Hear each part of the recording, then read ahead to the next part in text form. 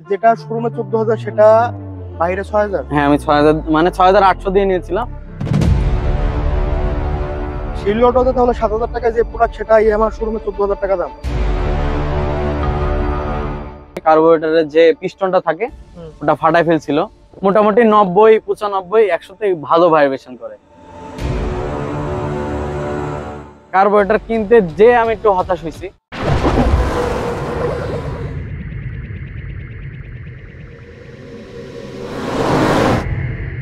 Hello bikers, আসসালামু আলাইকুম। It's me Saeed Tushar. Welcome to my YouTube channel two wheelers life. Welcome back to another new video. তো আপনাদের আমি একটা ভিডিওতে বলছিলাম যে 125 সিসি এর বাইকগুলো নিয়ে কেউ কথা বলে না, তো আমি শুরু করি, আমার দ্বারাই শুরু হোক, যেন আমার দেখা দেখে আরো অনেকে শুরু করতে পারে বা নাও করতে পারে। বাট আমি আমার চেষ্টাটা করে যাচ্ছি যে 125 বাইকগুলা আসলে কেমন ইউজার থেকে রিভিউ নিয়ে আপনাদের সামনে নিয়ে আসার চেষ্টা করতেছি। তো সেই প্রেক্ষিতে, সেই ধারাবাহিকতায় আজকে আমার সাথে আছে ইয়ামাহার 125 সিসি এর একটা বাইক, ইয়ামাহা স্যালুটো 125। তো এই বাইকটা আমার খুবই ক্লোজ ছোট ভাই জয়ের বাইক। ও বাইকটা কত কিলোমিটার চালাইছে, বাইকটা থেকে বাইকটার ভালো দিক খারাপ দিক বা আপনাদের যে কোশ্চেন গুলো থাকে সেই বিষয়গুলো আপনাদের সামনে আজকে তুলে ধরার চেষ্টা করব।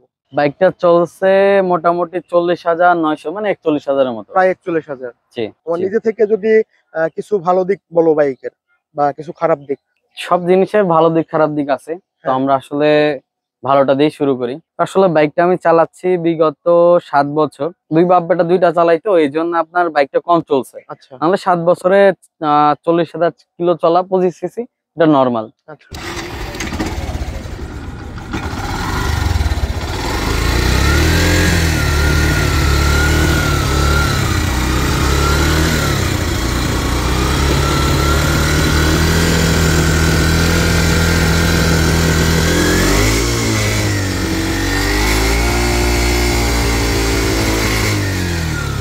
তো এর মধ্যে ভালো দিক হলো, আমি ফার্স্টে বলবো যে বাইকের মাইলেজ। আমি যদি সিঙ্গেল রাইড করি আর সেটা যদি হয় 40 থেকে 45-এর মধ্যে, তাহলে এভারেজ আমার 60 থাকে, মানে আমার মাইলেজটা 60 দেয় মোটামুটি। কিন্তু আমি যদি তার ঊর্ধ্বে যাই, দেখা যাচ্ছে 80 কিংবা 90, মানে এক কথায় আমি যদি হাই আরপিএম এ মানে বাইকটা চালাই তাহলে মাইলেজটা একটু কমে যায়, সেটা হলো 40-45 এরকম হবে। আর আমি যদি এভারেজ মোটামুটি মানে অল টাইম হাই আরপিএম এ গাড়ি চালাই তাহলে দেখা যায় যে 40-এর কমও দেয় মাঝে মধ্যে। আচ্ছা, আর সেটা যদি পিলিয়ন হয় তাহলে 40-এর কম। 40-এর কম? হ্যাঁ, অনেকটাই ড্রপ করে মনে হচ্ছে যে হ্যাঁ আসলে হাই রেপে। নরমালি কিন্তু 2, 4, 5 কিলো মেনে নেওয়া যায়, বাট এই বাইকটার ক্ষেত্রে অনেকটা বেশি ড্রপ করে বলে তোমার মনে হয়? হ্যাঁ করে। আসলে সেলুটোর কোনো খারাপ দিক নাই।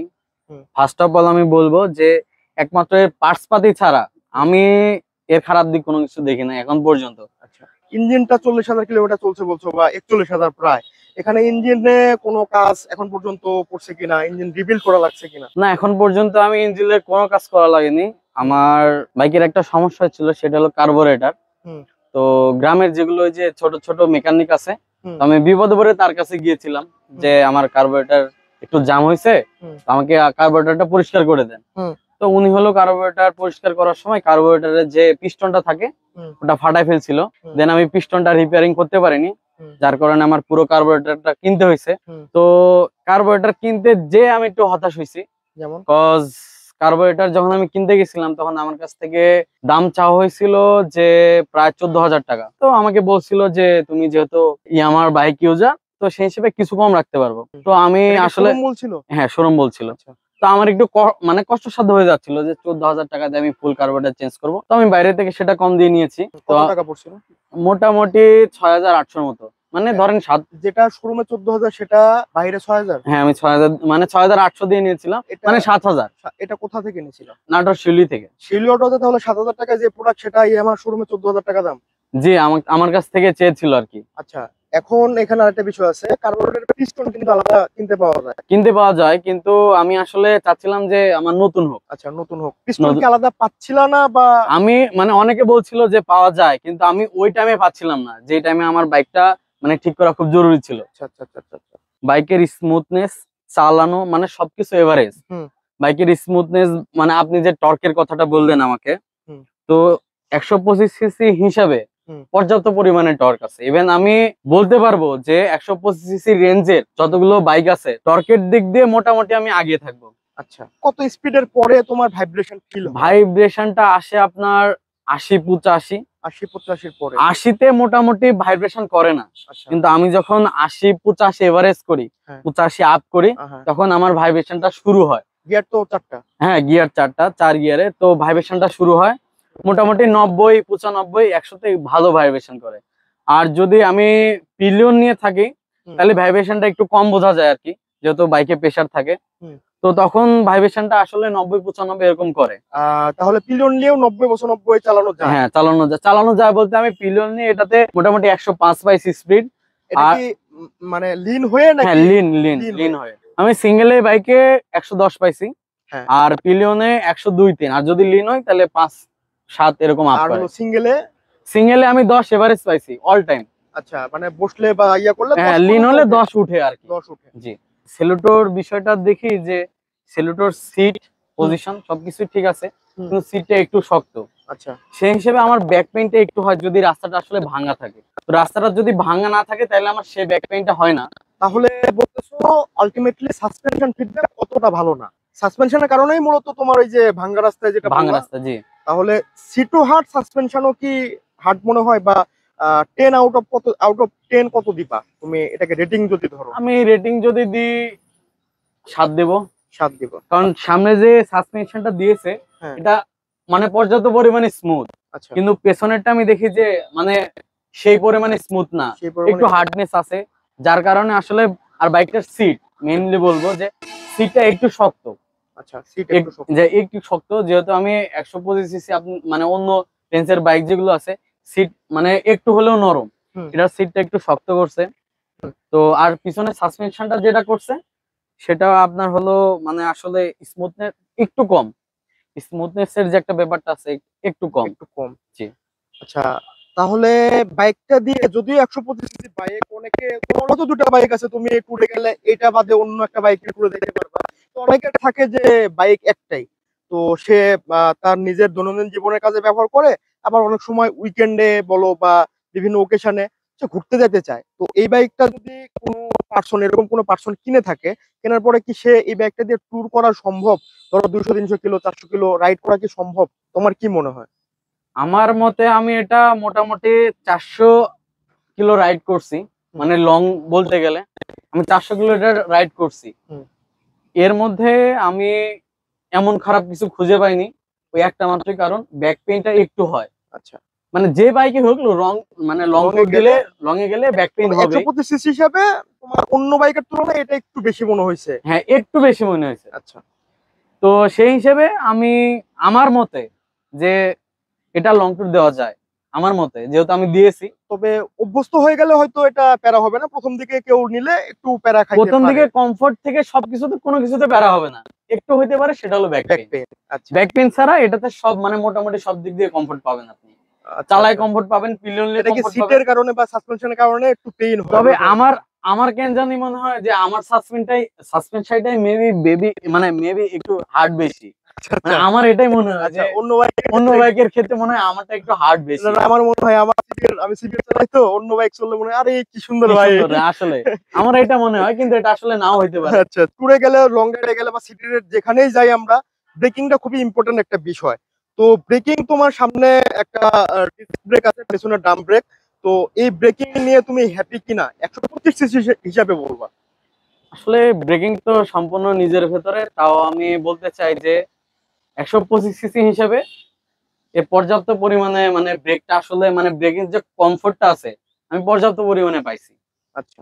কারণ এর ব্রেকিং আসলে মানে অনেকটাই ভালো আর কি। অনেকটাই ভালো। কারণ সামনের ডিস্কটা দেওয়ার কারণে, এটা যদি ডাম ব্রেক হইতো তাহলে ওই পরিমাণে কমফোর্ট আর হলো মানে কনফিডেন্স পাওয়া যাইতো না। যে কারণে 125cc হিসাবে সামনে মানে ডিস্কটা থাকার কারণে হ্যাঁ। মানে ব্রেকিংটা আসলে মানে কমফোর্ট আমি ভালো পাই, মানে আচ্ছা, নিজের উপর আত্মবিশ্বাসটা একটু বুঝতে পারছি। থাকে আর কি। আচ্ছা, ইঞ্জিন অয়েল তুমি কোনটা ব্যবহার করো? কত কিলোমিটার ইউজ ইঞ্জিন করো? অয়েল আমি ব্যবহার করি আমার অফিসিয়ালটা। আচ্ছা। আর আমি এদিক দিয়ে মোটামুটি বাইকের দিক দিয়ে আমি মানে খুবই কেয়ারফুলি হুম। আমি মোটামুটি 1000-এর মধ্যে ডেন দেওয়ার চেষ্টা করি আর কি। আচ্ছা, তো এই যে ইঞ্জিন অয়েলটা ইউজ করতেছো এটা ছাড়া কি অন্য কোনো ইঞ্জিন অয়েল ব্যবহার করছো কি? না, আমার মানে জানা মতে কোনোদিন ব্যবহার হয়নি। ব্যবহার হয়নি? আব্বু করলে করতে পারে। আচ্ছা, কিন্তু তুমি যতবার দিছো হ্যাঁ, নিজে থেকে তুমি ততবারই জি আমার জি জি। অফিসিয়ালটাই দিছো। এটা 1000-1200 কিলোমিটার। আর এই ইঞ্জিন অয়েলটা কি 1000-1200 কিলোমিটার পর্যন্ত মোটামুটি ভালো পারফর্ম করে, নাকি 1000 এর পরে না, গিয়ার আমার হার্ড হয়ে যায় বা? আমার মতে যে অফিসিয়ালটা আমি যে মানে মোবাইলটা ইউজ করি, মোটামুটি পারফরমেন্সটা ভালো থাকে। আমি 1200 আপ করি না, তাও যদি আপ করে ফেলাই হুম। তো মানে গ্রেডটা মোটামুটি ভালো থাকে। আমি মোবাইল মানে দেখলে বোঝা যায় আর কি। আচ্ছা আচ্ছা আচ্ছা আচ্ছা। আমার বাইকে এখন পর্যন্ত চেন স্পকেট মানে এক কার্বোরেটর ছাড়া আর কোনো কিছু মানে চেঞ্জ করা হয় নাই। এর মধ্যে শুধু একটা ইয়ার ফিল্টার, মোবাইল ফিল্টার, এগুলো তো আসলে প্রত্যেকটা চেঞ্জ বাইকের করতেই চেঞ্জ হয়। করতেই হয়। হ্যাঁ। এছাড়া মেজর কোনো বড় প্রবলেম হয়নি। এখন আমি 41,000 কিলো গাড়ি চালাইছি। হুম। আমার সামনের টায়ার কিন্তু এখনো চলতেছে। সামনের টায়ার এখনো চলতেছে? এখনো চলতেছে মোটামুটি। আমি এটা দিয়ে মানে মানে রাইড করতে পারি আর পেছনের কি। টায়ারটা কতদিন পরে চেঞ্জ করছো, কত কিলোমিটার পরে? পেছনের টায়ারটা আমি চেঞ্জ করছি মোটামুটি 35,000 কিলো, 35,000, 35-36 এরকম। 35-36,000 জি, কিলো। পেছনের টায়ারটাও নতুন আমার।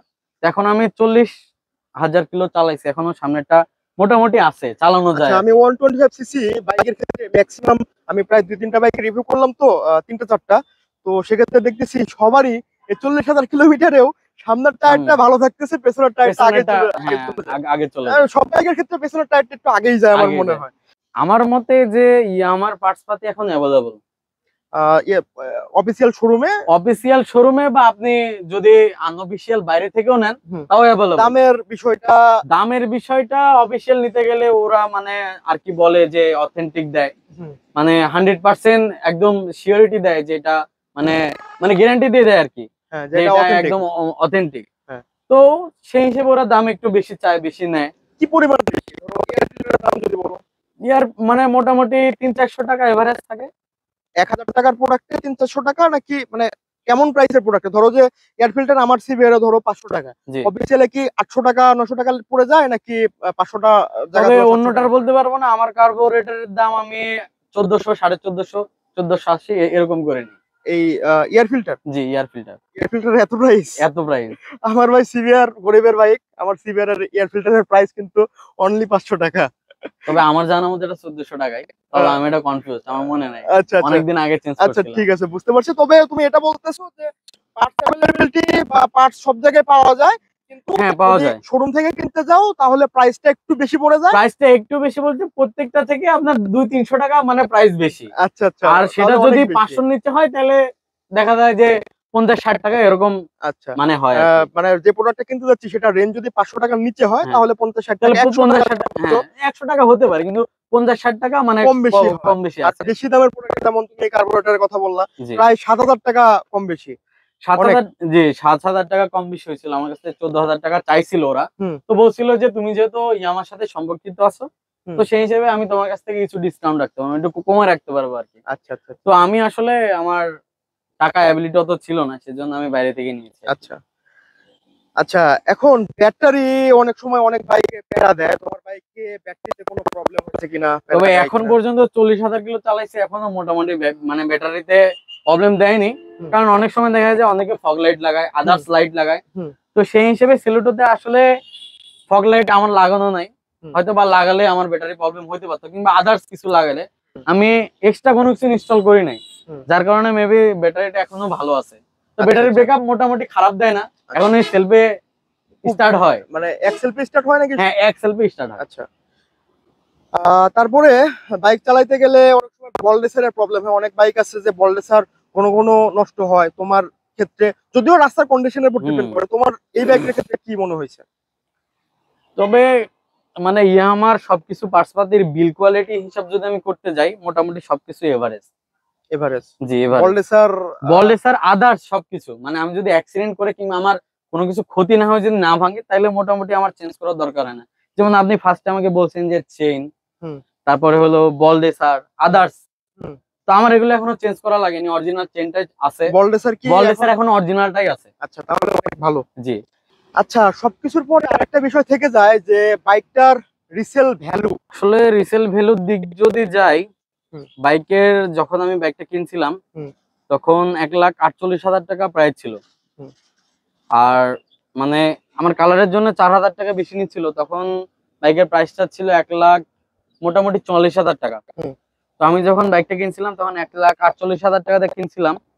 তো রিসেল ভ্যালুর দিক দিয়ে দেখতে গেলে যে এখন মানে পুরাতন বাইক যদি কিনতে যায়, অনেকে কিনে সিটি 100 কিংবা মানে কম রেঞ্জের মধ্যে প্লাটিনা এগুলো কিনতে চায়, কিন্তু এগুলো রিসেল ভ্যালুটা আসলে যারা ইয়ামাহার মর্ম বুঝে কিংবা চালায় কমফোর্টের দিক যায় কিংবা মাইলেজের দিক যায়, তাহলে আমার মতে যে এটা সে কিনে মানে সে হতাশ হবে না। তাহলে বলতেছো রিসেল ভ্যালুটা মোটামুটি ওকে। মানে মোটামুটি ওকে বলতে যদি সে বাইক বুঝে। আচ্ছা, ইয়ামাহার ব্র্যান্ড অরিজিন সম্পর্কে যদি জানে তাহলে সে সেই দামটা দিয়ে নিতে পারবে। নিতে পারবে। যে জানে না সে বলবে যে দাম কম বা এই বাইকের এত দাম বেশি, আসলে এরকম হবে। আচ্ছা, মোটামুটি আসলে যে কোশ্চেন গুলা থাকে আপনাদের, সেই কোশ্চেন গুলার অ্যান্সার আমি জয় থেকে আপনাদের নিয়ে দেওয়ার চেষ্টা করছি, বাইকের ওনারের থেকে নিয়ে দেওয়ার চেষ্টা করছি। এরপরও যদি আরো কোনো কোশ্চেন আপনাদের থেকে থাকে কমেন্ট করতে পারেন, সেটা রিপ্লাই জয় হোক আর আমি হোক আপনাদের দেওয়ার চেষ্টা করব। আর বাইকটার অনেকে জিজ্ঞেস করেন, মানে আমি স্পিড সম্পর্কে আইডিয়া আপনাদের দিছি, তারপরেও অনেকে জানতে চান যে ভাই 100 উঠতে কত সেকেন্ড সময় লাগে। তো এটা যদি এক্স্যাক্টলি আপনারা জানতে চান তাহলে বলবেন, জয় হয়তো একটা টেস্ট করবে বা আমি করি, যেটাই হোক করে আপনাদের সেই টেস্টের রিপোর্ট আপনাদের ভিডিও আকারে দেওয়ার চেষ্টা করব। এছাড়া আরো যদি এক্সট্রা কোনো কোশ্চেন থাকে সেটা নিয়ে যদি ভিডিও মেক করার প্রয়োজন হয় সেটাও মেক করে দেওয়ার চেষ্টা করব। তো জয়, মোটামুটি যে কোশ্চেন গুলো থাকে সব শেষ। তোমার নিজে থেকে কিছু বলার থাকলে বলতে পারো, আমরা ভিডিওটা শেষ মুহূর্তে আর কি। নিজে থেকে কিছু বলার বলতে, আপনারা স্যাডি তুষারকে অনেকেই চিনেন, তো একটা কথাই বলবো যে সে আমার বড় ভাই। তো সেই ইউটিউবিং করে, ফেসবুকিং করে, ফেসবুকে ভিডিও ছাড়ে, ইউটিউবে ভিডিও ছাড়ে। আর ভিডিও ছাড়ে শুধু নিজের স্বার্থেই না, আপনাদের উপকারের জন্যই ছাড়ে, হয়তোবা স্বার্থটা চলে আসে। তো সেদিক থেকে বলবো যে আপনারা তাকে বেশি বেশি সাপোর্ট করবেন। তার পেজ, ফেসবুক পেজ, তারপরে ইউটিউব চ্যানেল সাবস্ক্রাইব করে দিবেন, ফেসবুক পেজে ফলো দিয়ে রাখবেন, তাকে বেশি বেশি সাপোর্ট করবেন। আর তার থেকে যদি কিছু জানার থাকে, তার থেকে যদি কিছু আশা থাকে, তাহলে সেটা আপনারা তাকে বলবেন। তো তার সাধ্য মতো সে চেষ্টা করবে, মানে আমার বড় ভাই হিসেবে আমি বললাম।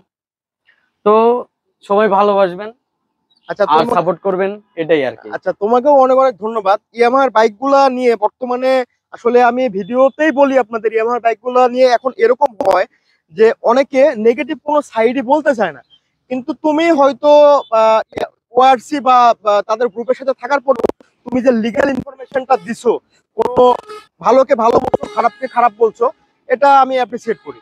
তো এটার জন্য তোমাকে অনেক অনেক ধন্যবাদ। আসলে যেটা সত্য সেটা সত্যই। হ্যাঁ, আমি যদি হাজার মিথ্যাকে সত্য দিয়ে চাপা দিতে চাই, তাহলে আসলে এটা মানে মিথ্যা সত্য হয়ে যায় না, এক পর্যায়ে না এক পর্যায়ে মিথ্যাটা বের হয়ে যাই। তো আমি কেন অন্যের সাফাই গাইবো? যেটা ভালো সেটা ভালোই। কারণ কেউ তো তোমাকে বা আমাকে বেতন দিয়ে রাখে নাই তাদের ইয়ে করার জন্য। আমরা যেটা লিগ্যাল সেটা তুলে ধরার চেষ্টা করছি। তো এই বলেই আসলে ভিডিওটা লং না করি, ভিডিও অনেক লম্বা হয়ে গেছে। সবাই ভালো থাকুন, সুস্থ থাকুন, আর দেখতে থাকুন two wheelers life, the life of a two wheelers. আল্লাহ হাফেজ।